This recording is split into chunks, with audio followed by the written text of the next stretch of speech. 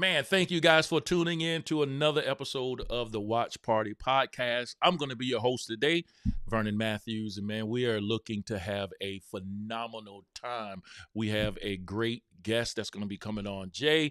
He's going to share some things about his background as a farm kid and talking about some of his near-death experiences. I think this is going to be a very informative episode. So we make sure you share this, guys. Let everybody know about it. And also, you can visit us on Kingdom Purpose Media, where you can see all of our different podcasts, all of our hosts that have shows that come on our network, Kingdom Purpose TV, where we're always TV with a purpose. But we're going to be focusing now on our interview with Jay. So we're going to bring Jay in right now. How are you doing, friend? I'm doing all right, brother. Man, that's I'm what I'm doing talking good, about. man. Hey, before we get started, Jay, tell us a little bit about who you are and your background, and then we'll jump into some questions here in a second. See, I tell some people, I say, when you're only 35 and ask that question, it goes pretty quick. But when you're 76, it takes a lot longer. I It's like understand. you got more to say.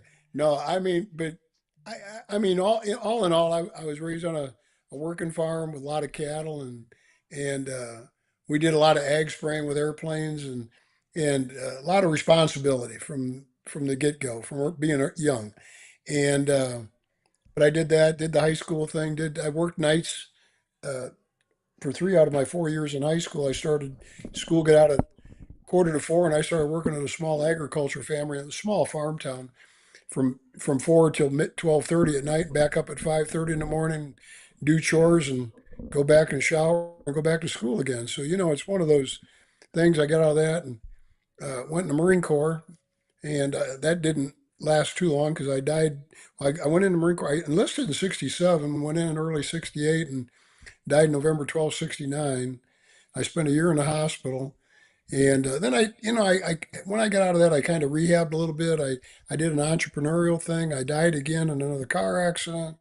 Um, did more corporate and entrepreneurial stuff. Did uh, I had a really really good job. Started that lasted about 6 months, and I died again. And uh, from there, everything went good for about 10 years. They retired me when I was 41. They put me out to long term disability because I had so many paralysis. I was a risk factor. Hmm. And but from there, I as soon as I retired, I got to do something, and or they retired me again, and so I started more companies, and then at 65 we moved, and uh, not too far, a couple hundred miles, and on some acreage, and built another house, and I started a couple more businesses, and I don't know, life is short. People don't know how fast it goes, and I don't think they value their time here because God's only given us enough time that we are totally, completely alive, and I'm mostly paralyzed and I'm in a power wheelchair right now. But a lot of people don't, and I say it like this, and I don't know if it's the right way to say it or wrong way, but I say it is that I don't think people have enough of a good appreciation for time in their life, Hmm. and what they can do with their life and what life can offer them. And before they know it, the time has run out because time is the only currency that you have that you don't know what the balance is. From the I mean, from the minute you're conceived, God gives you X number of days of life, whether that's 7,322 days, 16 hours, 43 minutes, and 9 seconds. You're done. Hmm. And you can't check that balance like calling your bank and see Right. what the balance is in your bank account. So you don't know. So that's where I say time kind of comes into a factor along with the appreciation people should have for what they can offer others, how they can help others, how I don't know. I've had a lot of things in my life, and then I should have died from MRSA staph. That was really, really bad. And then 4 years ago, I had COVID Delta, and they told my wife to go home and make funeral arrangements. And I didn't quit. 5 months in 4 hospitals, and it reparalyzed me worse than I was, and I've been fighting back from that. But Well, I'm not going to quit. let me ask you something. You said you mentioned in the beginning you died or you almost died. Well, to me, I died because I wasn't in my body. I was gone. Um, the doctors were walking away from my body when I was in the Marine Corps. They were giving up. They gave up. They were leaving. What happened And to put you in that situation? and well, to put me in that, Yes. I was taking another Marine that I'd stopped to visit just briefly. He'd not been married very long. We were both 19. His wife was 18, and I was undercover criminal intelligence, Okay. and he worked for me. And they found out where he lived, and they'd beat him up real bad, and they'd cut him. They'd sliced his head open and down over his ear. And They being who? people that found out he was tracking them undercover, Gotcha. All right. Gotcha. Gotcha. Gotcha. just like a undercover cop. Right. Same. And they That's found what out. we. And what year was this? 1969, Gotcha. All right. November Finish. 12th. No, November 12th, 1969, and I got him in the car because he was bleeding out bad. I put his wife in the middle, and I had her put her arm around his neck and put a compress up on his head to hold the because I didn't know how much blood he lost. I didn't know how much more he was going to lose, and if we'd make it there, so we went headed for the emergency, but at the Naval Hospital at Pendleton. But a semi had pulled across the road, had no lights on, no side markers. One headlight was working. We found out later, totally loaded with orange crates, somewhere around 80,000 pounds. And we had cars behind us, and all witnesses, all testified. And speed limit was 55. We were all running about 52. That's On your way at to the least that's what, hospital. on the way to the hospital, and we hit the semi. They said I was on my brakes for about 40 feet. And the gentleman behind me was a full bird colonel. And in his testimony, he said, if we hadn't hit that semi, they would have hit the semi. Because Mm. he said it was like hitting you know, something dark in the middle of the dark. It was just So nothing there. you got in an accident and hit a semi with your friend bleeding that you're trying to get to the hospital. Yes, sir. Yes, sir. God gracious. Exactly. Now, And so at this moment they rush you to the hospital, I'm assuming. well, three other Marines that were on, three Marine Corps captains, one of them still alive. Um, they pulled me and his wife out of the car, and we were dead. I mean, they couldn't. There was nothing. So when we hit, I was in a '66 Ford Galaxy 500 XL that went from 17 feet and 4 inches long to under 10 feet. We were crushed. So it was dark out. The only thing they had to work with was the light of the fire that was under the hood, under the dash, and we were on fire, all of us. My leg was on fire, all that, and then the fire in the trunk. So um, that was, and they couldn't get me out. They had to dig my head physically out of the steering wheel.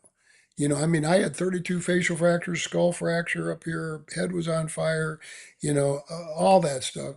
And they got me out, and then finally, and Walter says, "I'm sure we broke some of your bones pulling you out because three of us were pulling on you, yanking you, ripping you, because the car was going to blow up completely and burn, and we wanted to get you out." But anyhow, and then Linda came out easier. Linda ended up being in a coma for 18 months, and then passed away, and that unfortunately.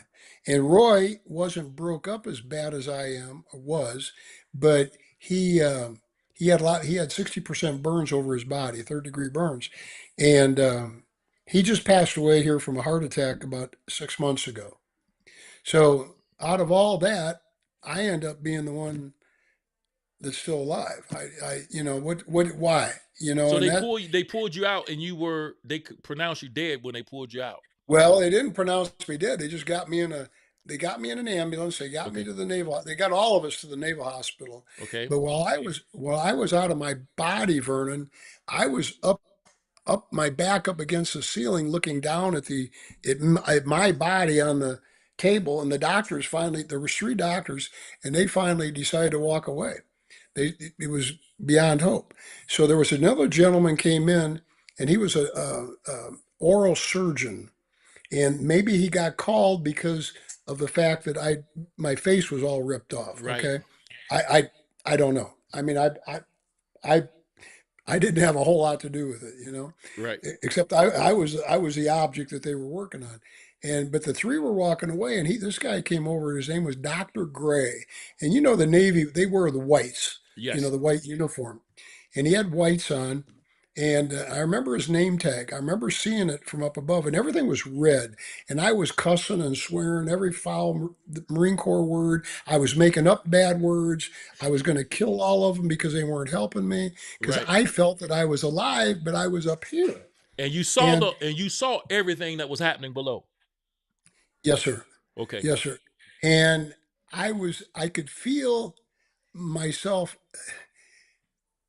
virtually trying to, like, my back was starting to go through the ceiling. In Got you. other words, Got you. like I was done. They're walking away. This Dr. Gray walked in. Well, he thumped around. He looked at me. He was messing around and blood all over everything.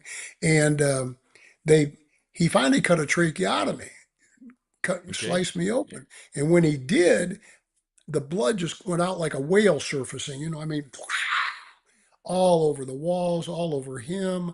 I mean, his whites weren't white anymore. Right. They weren't even pink. They were red. And what had happened was two of my four broken ribs on my left side had punctured my lung here, and one of my ribs of the three that were broken on my right side punctured that lung. Right. So I had drowned to death in my own blood. Um, uh, and my heart, was under the pressure. It couldn't beat, and Right. the blood was gone from it. I couldn't breathe because I was drowned from my own blood. Right. So the other doctors, when I did that, they turned around and came back. Now, Okay. why they didn't do a tracheotomy, I don't have a clue. I mean, Right. maybe this guy being an oral surgeon is going like, oh man, he's really screwed up here. I don't know. Right. And I'll never have an answer because I just won't. And but it was probably 2 or 3 minutes, 4 minutes, 5 minutes. I don't know. Time stands still, and I felt no pain at all, and Mm-hmm. zero, none. Whether it's shock, whether it's because you're, So some people can say an out of body experience. Well, it was definitely out of body. I know Right. that, but to my mind, I was gone, because if he hadn't have done the tracheotomy, I'd have just gone through the roof and I'd gone to purgatory or heaven or wherever I was going to go, and it was just done. Right. I Right. mean, you know, and from there I was in a coma, and then they put me back in another coma, and the story can go on for a long time, but Right. But you came that's what back. happened. Now that was that time, but you said you had another time when something happened.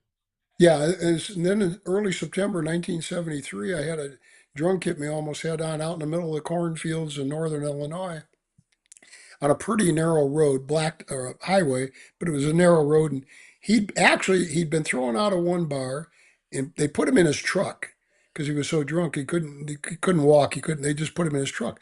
Well, he came to, and he started his truck up and he drove to the next town. Well, then he started getting out of his truck, and he fell out of his truck onto the pavement, and somebody came out of the bar and they stuck him back in his truck. Well, he started his truck up after a bit, and here he's coming towards me, halfway. The towns were about 8 miles apart, so Right. about halfway. Now I'm talking the days before pagers Yeah. and all the fancy Right. uh, cutting tools and all that stuff. There was a car behind me apparently, and they went on to the next town. Well, the next town's only about 400 people. So there's not much there. They found somebody, they got a little emergency vehicle, and they came out and they were working on me. And out of that, when we hit, I I had watched him, but I thought, you know what, maybe he's just looking at the cornfields. Maybe it's an old farmer. He's just like, kind of, oh, I see a car coming. And but he ended up being totally intoxicated badly. And but when we hit we hit almost frame to frame on the left side, his left side, driver's side, obviously. It took my engine motor out. It threw it over here, my roof. It took the side of the car mostly all off except for the back end. And it was a brand new 73 Monte Carlo. I had about 300 miles on it, unfortunately. Mm. But, you know, but anyhow, it when I hit, I remember the sound of the hit, and I remember rolling several times down into a deep ditch. Mm-hmm. And I'm I am told that the people that stopped were the ones they realized, okay, hey, there's a person in the car. Yet, he didn't get thrown out because Right. the other gentleman he didn't have his seatbelt on. So he got thrown out of his pickup truck and run over by his own truck and killed. That's Wow. how he died. So I had my seatbelt on and didn't get thrown out. But your window, um, the part that holds your window pillar on the left side, Right. it ripped off, and that all came in. It's all. If you look, I've got a picture of looking in the passenger's door over at the other side, and you can't. How they ever got me out, I don't know either. Mm-hmm. But it had severed my deltoid muscle, put the bone out the back of my arm, more broken ribs, face. I remember being conscious enough that my mouth was full of glass, but I couldn't really tell you what happened, even though I was aware of what was going on while I was rolling, and the noise was real bad. So, and I was bleeding bad, and so I eventually was bleeding out, and I started coming out of my car, kind of like back in the Marine Corps, except I was going up into the air, just up and up and up and up. And after about, it probably took them 15, 20 minutes to get there to start some kind of process. Right.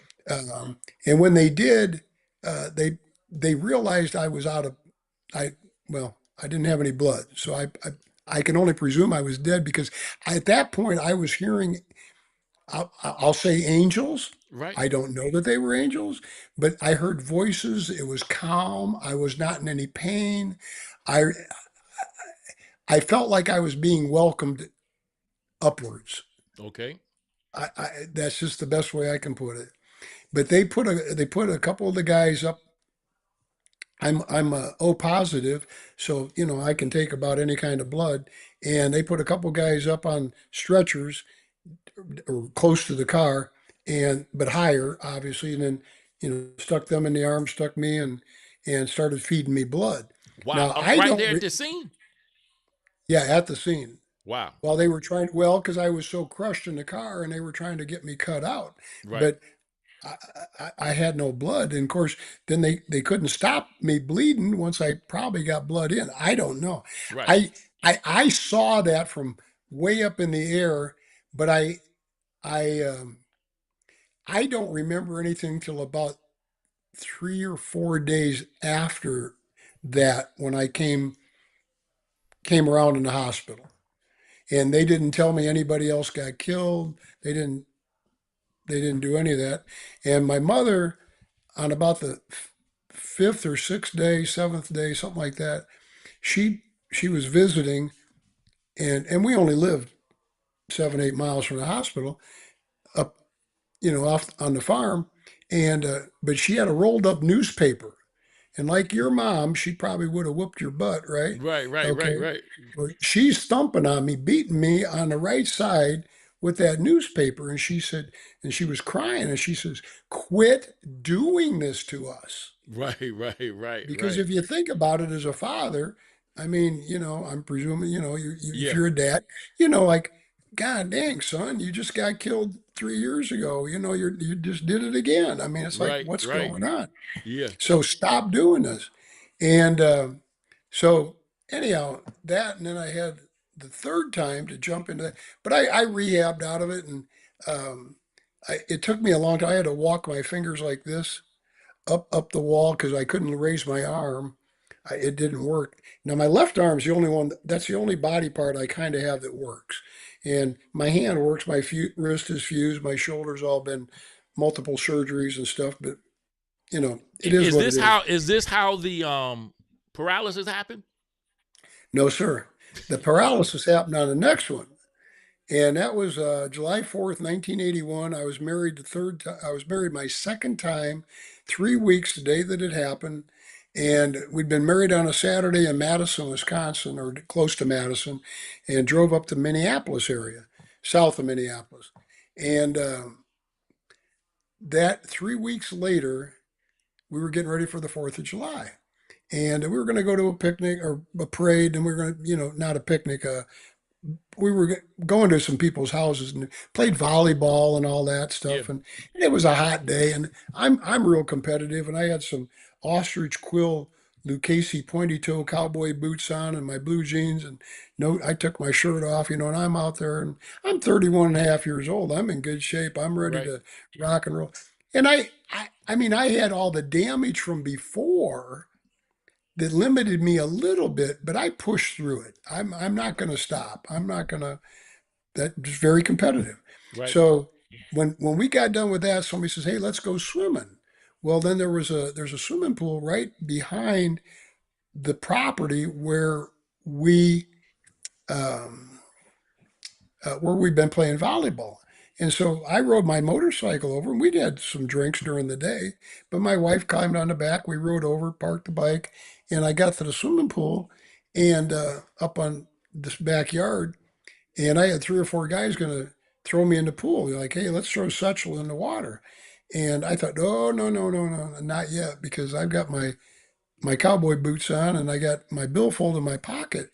So let me get my pocket, billfold out. I'll stick it in the boot, and then, hey, whatever. And the I got that done, and I thought, they started rushing towards me. I thought, oh no, I'm just going to jump in. So I jumped in feet first. Not, I didn't dive in. I jumped in feet first, in about 3.5 feet of water. And if you know how you put a hammerhead on a handle, you pound it down, and it compresses it, and that's what they happened to my neck. So I apparently had not bent my legs very much at all, and so I landed stiff legged. And I also had contacts in, so I must have made I possibly threw my head back, and that was it. I broke my neck in four places. And over the years or later on, the doctors felt over my lifetime and all my surgeries, because I've had 15 back surgeries. So when somebody tells you that I've had one or two and they complain, don't tell me about it. I don't want to listen to you, you know? Yeah. And and my neck's all been fused, and but anyhow, the where was I at? We were talking about ah I was telling you about the surgery about breaking the neck. Oh, the doctors felt that what probably happened was back in the Marine Corps, when we hit that truck so hard, Hmm. I probably had some just minuscule fissure fractures in my vertebrae on my neck, but they healed. Right. The bone healed, but it wasn't bad enough to affect the spinal column. Now, my back hurt badly. I spent 8.5 months in traction. Didn't get out of bed. 8.5 months on my back. And if you were on your back for 8.5 months, your back's gonna kill you if you don't have a bad back. Right. So my back, that's why I'm fused in so many places. But that's what caused my paralysis. Now, there was I was starting to turn dark because I was for a lack of oxygen. Right. And when you've been in a swimming pool, and I know you've been in a pool sometime in your life, Yep. and Yep. somebody's gonna come up to you and yell in your ear, and they're gonna go, "Hey, Vernon, let's go out, let's go cannonballing or something." Right. Right. Well, and you can't hear what they say. It's more bubbling. It's more like blah blah blah blah blah. You Right. can't. And when I watched people swimming over me, people jumping in, and I couldn't figure, why isn't somebody helping me? Wow. Well, at one point, somebody said, "Looks like Setchell might need some help." And they said, "No, no, no. He's a crazy old Marine. He'll get a hold of you and he'll hang on to you, Right. and you won't let you go." So that's why. kind of held things up for a bit. And but I got to the point where I knew I had to breathe. And there's two things that God makes you do automatically. One is your heart beats, and the other one is you breathe. Right. Because you can't think, I need to take a breath. I better exhale it. Right. I gotta take a breath. You can't do that. Right. And so um, it finally came time to breathe, and I couldn't hold my breath anymore. And I'd held it maybe 6 minutes, and because they said it was about 8 minutes till they got me going, getting me out. And when I sucked that air in, or the water in, I'm sorry, uh, probably through my nose and my mouth. I don't know. I don't recall. It sounded like that bubbling sound, Right. and Right. and everything went dark and quiet and silent, literally immediately. It just it just stopped. Time stopped. And I don't remember any, people talk about a tube or a light and all that other stuff, and some see it. I believe that 100%. Right. And, but I felt like I was inside of a tornado, like a Hmm. vortex, like spinning and going, and I was going faster and faster and faster. I knew there was an end. I could tell there was an end. I had no pain. I had no awareness of time. I was just going. And the next thing I know is I'm on my back in the hospital in Medina, Minnesota, and I had bolts in the side of my skull, and I was in traction in a circle bed, and there was a doctor telling me that I had jumped in a swimming pool and broken my neck in multiple places, and I was paralyzed from the shoulders down, and I basically probably would never have any function again. That they were going to put me in a halo cast, which I didn't know what the hell a halo cast is. Right. Uh, 3, 4, 5 weeks later, and uh, send me to a rehab facility, and I might have some function return. Maybe I could flip my shoulders or Right. something, but I wasn't looking at a real promising future at Yeah. that point. And the thing that I would like to make note of on here, because of your audience and because of what what this is really about, Okay. and that is that I was face down in my circle bed, and my wife was in front of me, and there was a gentleman there whose son had been in a car accident, and he was, I think, 12 years old, and he wasn't damaged badly, but he'd hit his head and he was in a coma.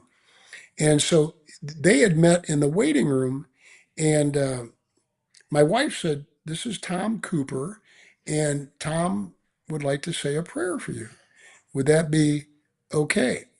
And hold on just a minute. I got my son coming and gonna give me a hug. Hey, buddy. Hey, love you. There you go. Thank you, pal. When you close the door, leave it just enough for Sadie to come in or out. Okay. Thank you. But at any rate, she said he'd like to say a prayer for you. If that's okay, blink your eyes, because when you're paralyzed, you can't go, "Hey, that's all right." And I blinked my eyes, and he said a prayer for our strength, the family, that I could recover, all that. And the way things worked out really, really well. It took a lot of work, a lot of prayer, a lot. But I've always wondered, if I had not accepted that prayer, Mm. would it have been like denying God? Right. Right. Right. Right. And would I have ever gotten anything back? Wow. What has Think this about it. done? What has this done? Because that's been a lot. What has this done to? Well, first of all, let me ask you this: after experiencing something like this, does death? Are you afraid of death, or does it make it so that you know that it's just the next phase to whatever else?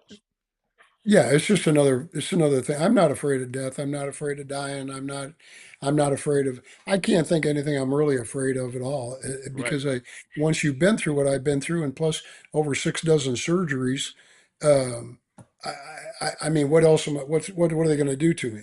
Kill me? I mean, it's kind of like, no, I'm not, but it really puts it makes you wonder and it gives you that thought. I mean, I'm going to get back to one other thing. A lot of my life, I really, I like the verse Matthew 7:7, and I'm not a big Bible reader. I tried reading the Bible. I can't do it. I just can't do it. I probably could do it, but I just can't do it.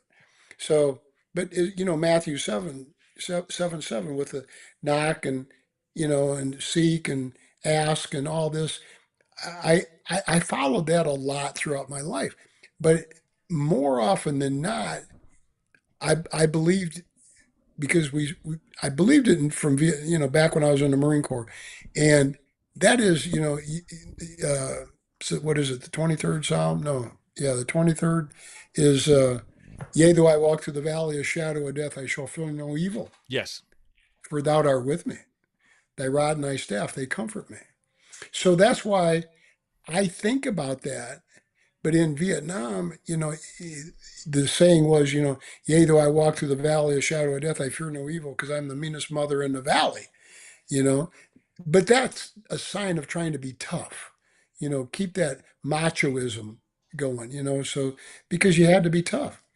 But that's why I say I don't, are bad things going to happen to me? Yes. Is life perfect? No.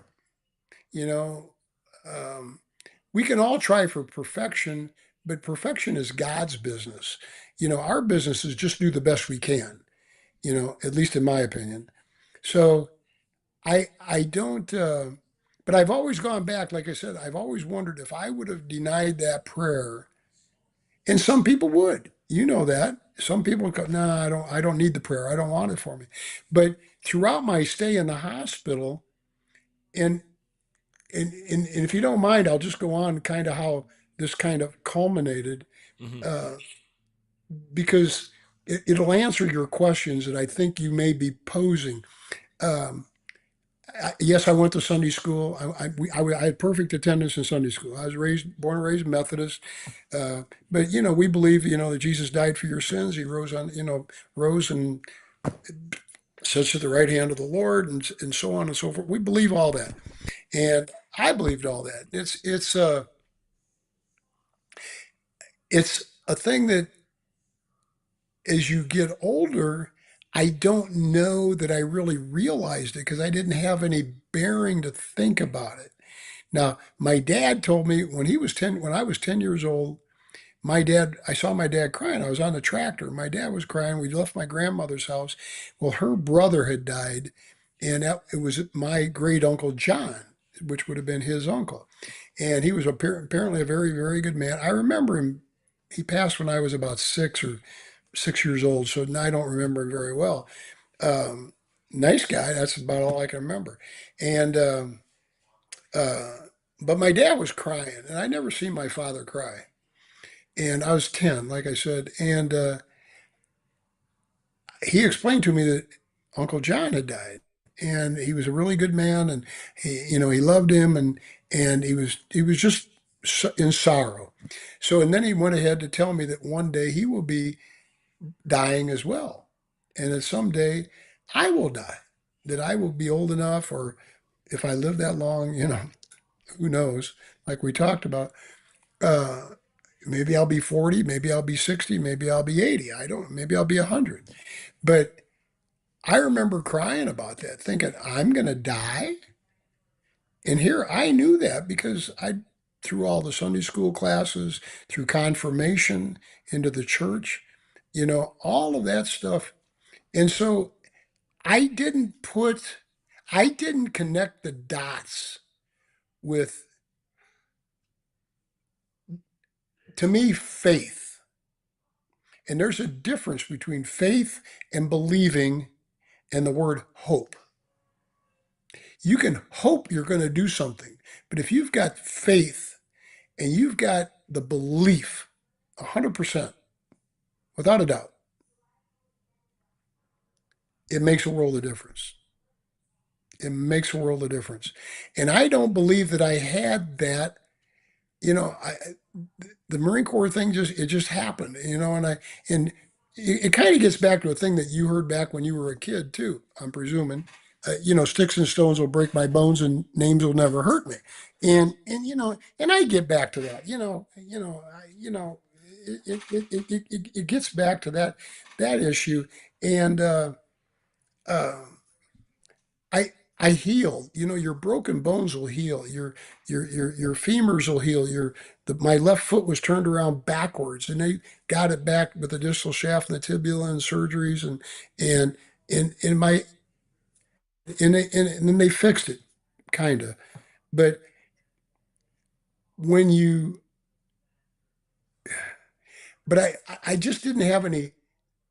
I didn't go to the Lord at that point. Um, I didn't have a Lord moment. I didn't.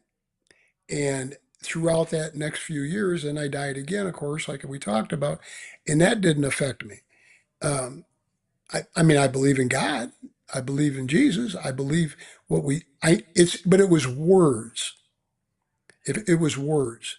And after I broke my neck, and once I moved to the rehab center called Sister Kenny Institute, uh, it was at that point on, but not right away. And I can't, and I've said this before, I don't, it didn't happen like the day I got there. It didn't happen 2 months later or 6 months later. Something did happen a couple of months later that kind of jogged my thoughts on it. But I didn't, it's a progression. At least for me, it was a progression. It wasn't, some people go out and they'll say, I looked at the bird in the tree and I saw Jesus and I changed my life. That wasn't me.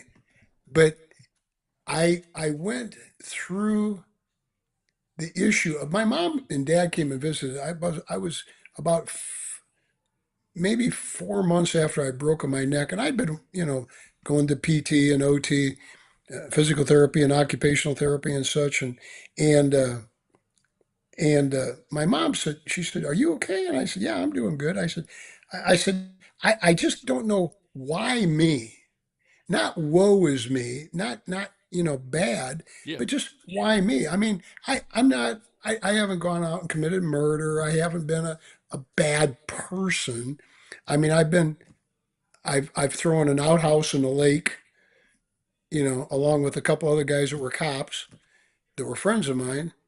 We've done some mischievous stuff, just joking around, but nothing damaging. I mean, they fished the outhouse out of the lake and they stuck it back where it was. But little things like that. But why me? And it's not just what did I do wrong that I keep getting this? Because it wasn't just once. I mean, most people don't have something like that. They have something. If somebody has something severe, they're in an accident one time. That's it. It's over. That's just it. But not time after time after time, and then I've got more times. Yeah, it And has to be rough to be able to go through what you've been through. But it sounds to me like you understand that it has changed your life a little bit. And it seems like there are a few more times. And it's just amazing that it has to be God's grace that you're still here. And I know you're paralyzed, and so I hate to say this, but it seems as though you're doing phenomenal. Um well, yeah, I am, and my left hand works pretty good. I mean, my fingers have mostly been broken, my knuckles have been broken, my wrist is fused from bone from my right pelvis, and so on and so forth. But my hand works pretty good. My arm works good. My left one, my right one, the hand is this is my right hand. I mean, it's useless. Cut it off. It doesn't matter. no, we're My not arm cutting got it. We're not, because you just raised it. no. I raised it from my shoulder. Oh, I okay, I can got you. do it from my shoulder, but I don't have any. If I put my arm over my head like this, I can't raise my arm up. I don't have any Got you. tricep. I don't have any tricep. Right. It's dead. So I have to take it, and I pick my hand up like you pick your foot up to put your sock on, maybe, or something, or maybe, you know. Well, But find out. Well, how can our audience? Because I know you have a book that you've written. Is that correct? yes, sir. Okay. And how Yeah. can our audience? What is the name of this book? What is it about? And how can we get it? And I'll go. I'd like to go back on what I was talking about, Oh, but okay. Good. but I, I mean, which do you want first? I can tell you the book and stuff now, No, or no. Tell me the book last. okay. Well, what happened though was when my mom was there, I said, why me? And she said, Jay, you know what? You got to think about this. You jumped in the pool. That was a choice you made, and we are all me, everybody in the world is a sum of the decisions and choices and things that they've been through in their life. It, that's it. And so, good choices, bad choices, so on and so forth. So, uh, but she said, you jumped in the pool. That was a choice you made. But God was there. Jesus was there. Mm-hmm. They helped pull you out. That's how you got out. That's why you're still here. That's why you're here. And, and so the gentleman, Tom Cooper, belonged to a church that had about 5,000 people. And they had three services, 12, 1,500 people in each service. And he stayed at each service to ask for prayer for me. Plus, my mom did at our church back in our small farm town. Plus, other people did it. I hope other people did. I mean, it seems like they did. So I'm going to get to a point about prayer. Okay. And throughout my time there, I'm a AAA personality, extrovert, hard headed, stubborn. You tell me, I mean, it's like my cousin told me, that was in the Marine Corps. He says, do not go in the Marine Corps. If you go in the Marine Corps, I'm going to hunt you down. I'm going to whoop your butt. He said, do not go in the Marine Corps. So what do? I got to go in the Marine Corps. It's like your dad telling you, don't ride your bike down to the grocery store and get a Coke or something. I mean, but what are you going to do? Vernon's going to get on his bike and ride down to the grocery store or the neighborhood store, whatever. And so about unbeknownst to me, I didn't read it till later, but I can say it now. And they had a round table on me. Well, first of all, my mom said after that, she says, and she got me a book, and it's called Why Bad Things Happen to Good People.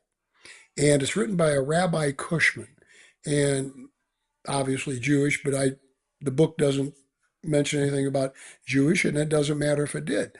But there was a passage in there that really got my attention. And what it was a child crawling around on a table in a kitchen with a mother cooking her food, and next to an open window, it's say 5 or 6 stories up in an apartment building. And the child's like 8 months old, and he gets too close to the window, and the child falls out of the window, falls down to the ground, it hits the pavement, and dies. But why doesn't God put his hand out and save that child? Why?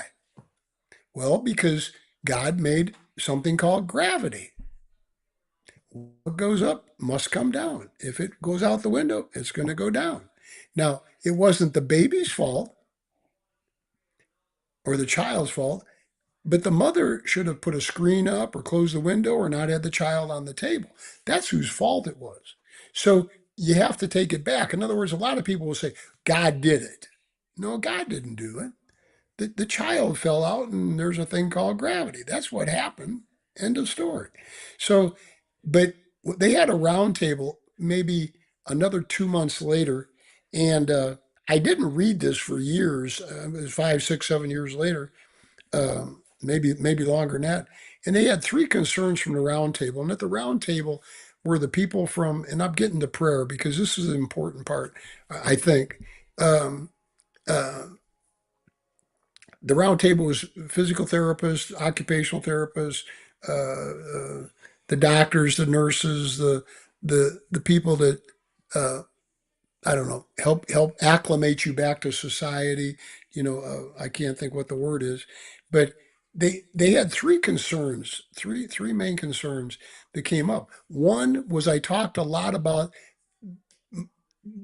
having been hospitalized before and how long and what I'd been through and all that. And they, for some reason, I don't know why they mentioned, but nobody ever said anything to me about it. But they didn't feel that that was in my best interest. Well, I think that's a bunch of crap. That's in my best interest because I realized and think back, what did I go through? What did I have to overcome? What had I failed at? What didn't work? What did work? And how can I apply it to this situation? No different than business, no different than life. It's like if Vernon swings high and the balls are always going low, well, maybe Vernon needs to swing low and he'll hit the ball. I mean, it's like, it's just basic, simple stuff. What did I learn before that I can apply? So that was number one. Number two was that I worked. We had 3.5 hours, if I'm not mistaken, of therapy in the morning and 3.5 hours of occupational therapy in the afternoon. And you're supposed to rest in between, regain your, composure and heartbeat or whatever, and strength, and then in the evenings, rest. That was a big thing. So I never rested. I didn't. I worked at it all the time, and they said Mr. Setchell not only works himself to the point of exhaustion, he works himself past the point of exhaustion, Mm. and it's in the paperwork. I mean, I'm not making it up. And the point was that it's like when I was in therapy. If they tell you to raise your arm 3 times, I'd raise it 5. Once it got working, right? And then they said, no, I said 3. I'd raise it 6. Of course, they said to me, okay, smarty, raise it 7. I'd raise it 10. I don't care. Don't tell me that I can't do it because I don't know how you are as a person, but I am going to accomplish it. That's just me. I'm going to fight. I'm going to fight. I'm never going to quit. Never going to quit. And that's just something God put in me. The third thing was they said they were concerned about my mental condition when I realized I would never walk. Because I always said, I'm going to walk. I am going to walk out of this hospital. I believe that with every bit of faith in my heart that God wanted me to walk out of the hospital. And so during Monday through Saturday, no matter how much I worked at this stuff, I I would see improvement, but it seemed like on Sundays when I wasn't doing anything, I'm kind of laying in bed and I'm kind of I'm doing whatever I can do and I got a halo cast bolted in my skull and it's not good and you're still mostly my right side's always been pretty much it's been paralyzed. It's never my right leg's completely paralyzed. My left one was not the best and now it's bad as well. And but I got more movement back on Sundays. It's like all that prayer from those 4,500 people or 5,000 people, my mom's church, Mm. whatever. That prayer lifted all of what I had been doing up. Got you. Got you. And that's kind of it's a story. It's not just something that happens. There's a it's like going through the alphabet. You don't go A Q L P, You start with you, AB, huh? yeah, you got to do it right, okay? So I think that those things so that's what really got my faith going. Bless God. And after that, I mean that's what really connected all the dots, Got you. you Jay, know, my and producer's telling me we got 3 minutes here. I want to make sure we get your book and how whoa. people can get you. Okay. Well, the name of the book is The Strength Within You. It's Always Too Soon to Quit. Ooh, The Strength Within You. It's Always Too Soon to Quit. They can get it on Amazon. I got a hardback coming out. The soft cover's out. The ebook is out. Um, but and it does talk about my some of my medical problems and things I've been through and COVID from 4 years ago. And they told my wife to go home and make funeral arrangements. And I spent 5 months in 4 hospitals and what I went through with that. There's a little bit in there, but the main purpose of the book Mm-hmm. is to get people to understand Mm-hmm. that they have within themselves a strength that they need to find. Whether that's in Vernon, the way his dad smacked the crap out of him when he was a kid because he lipped off, or he can feel that belt coming out of the belt loops. I remember that noise. Me, I do. Yeah. You know, but whether it was your upbringing, whether it's in your DNA, whether it's in your from what you got from church, whether it's your neighbors, is it anger? Is it frustration? Is it pain? Pain within you, if you're busy doing something, really concentrating on something, you don't think about the pain. But when you sit there and do nothing, all of a sudden that pain hurts like heck. If I whack you right now in the right shin with a baseball bat, not real hard, but hard enough to put you over, you're going to think about it real hard until I hit you alongside the head, and then it's going to hurt worse. It's like, God dang, I forgot it. My leg hurts too. So, anyhow, but it's about the strength within you. How can you find that strength? Where can you find it? And then what it does for you. Because when you find that strength, it helps you find once you found that resilience, that courage, that determination, the perseverance, the grit to be tough, to hack it. Okay, that helps you through the adversities. That helps you through so many things in your life, the adversities, the roadblocks, the detours that you're going to take in your life, the failures, maybe success. I need help with success. And where am I going to get that to learn that? So that's what the strength within you, that's in here. All And it's right. always too soon to quit. All right. What is your? And Do you have a website, a I, Facebook, I, or I how? A well, email? I, I got a website. They're still working on it. I'm Okay. trying to get them to wrap it up. The website name is, believe it or not, is neverquittrying.com. Never quit trying. Will Never do. quit trying. Man, Jay, I listen. What you have been through has been absolutely amazing, but I believe God has brought you through it. I believe He's brought you through it for a time such as this. And I tell you, you're going to bless our audience when you see this. So many people are going through so many things in their life that I think that this is going to Yeah. be a blessing, and it's going to really help them out in such a way. And I would love for you to come back and tell this second half, because I know there's a second half to that. We've just reached up to age 35, 40. We haven't even got to You where we no, going. you haven't even got. Yeah, you're only at age 31, and I'm We at age 76. 31. There's still so many things after that. But I appreciate you coming on today, and we'll definitely get back with you at your email so you can come back and tell us, our audience, that other half. And I tell you, this has been a blessing.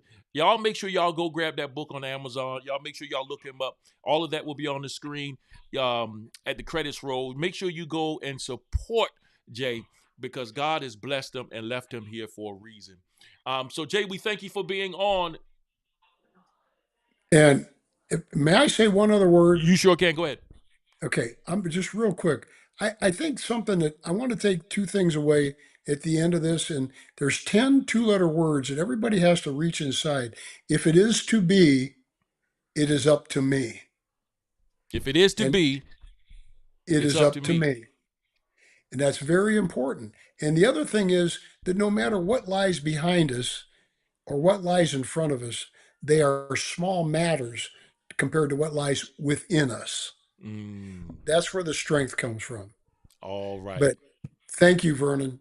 I Oh, appreciate it, sir. And I would like to get back because I would like to tell you how I got out of the hospital, and I can't tell you without having tears. right. Well, we'll definitely get you back on so you could do that, because I think it's worth it. So, look out for that email in the next day or two, and we can set up a time for you to come back and tell part two of that. You betcha. All Thank right, you, my sir. friend. Yeah.